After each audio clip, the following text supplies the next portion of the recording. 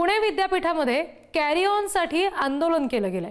विद्यार्थी काँग्रेसकडूनच प्रशासनाचा जाहीर निषेध करण्यात आला। मागच्या 8 जुलैपासून सुरू असलेल्या कॅरी ऑन संदर्भातील काहीच निर्णय झाला नाहीये। विद्यार्थी काँग्रेसकडून हे आंदोलन केलं जात आहे। आणखी तपशील आपण घेणार आहोत प्रतिनिधी ज्ञानेश्वर चौतमल यांच्याकडून। ज्ञानेश्वर, नेमकं काय हे आंदोलन आहे हे अतिप्रेक्षकांना सांगा आणि आता सध्या विद्यार्थी काँग्रेसचं नेमकं काय म्हणणं आहे याबाबत? पुणे विद्यापीठाच्या आवारात विद्यार्थ्यांचं हे आंदोलन सुरू आहे। प्रशासनाच्या विरोधात मोठ्या संख्येने विद्यार्थ्यांची गर्दी, युवक काँग्रेसच्या कार्यकर्त्यांची गर्दी आपण झाल्याचं पाहतोय। या सगळ्यात महत्त्वाचं म्हणजे हे विद्यार्थी यापूर्वी देखील आंदोलनाला बसलेले होते आणि पुन्हा एकदा हे विद्यार्थी आज विद्यापीठात आंदोलनाच्या भूमिकेत आहेत। का नेमका निषेध तुम्ही प्रशासनाचा विद्यापीठाचा करताय, कारण काय? सर, आम्हाला सर 2 महिन्यापासून कॅरी ऑन सांगितलं आहे, आणखीन नाही दिलं आहे।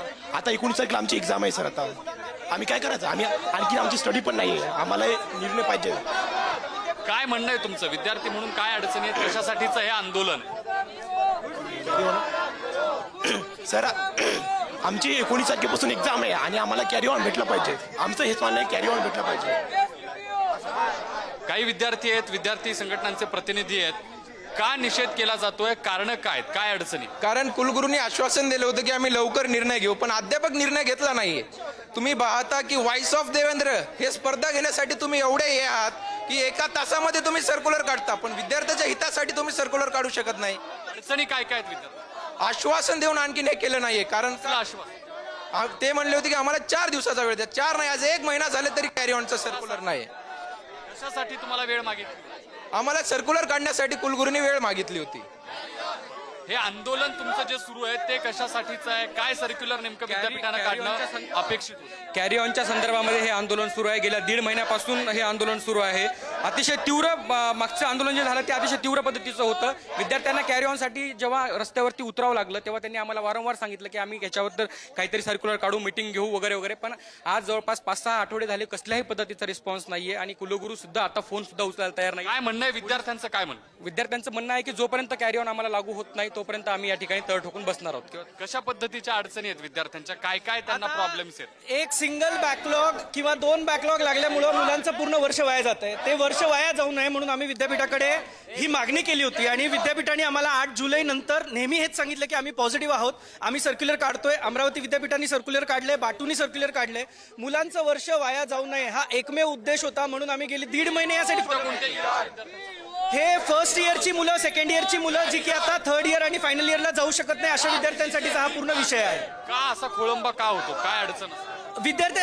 विद्यापीठाच्या कारभारातच ती अनियमितता आहे। तुम्ही जर पाहिलं तर मुलांना ग्रेस मार्क्स मिळालेले नाहीयेत। कधी मुलांचे रिझल्ट पास होत आहेत तर नंतर फेल दाखवत आहेत, फेल होत आहेत तर नंतर पास दाखवत आहेत।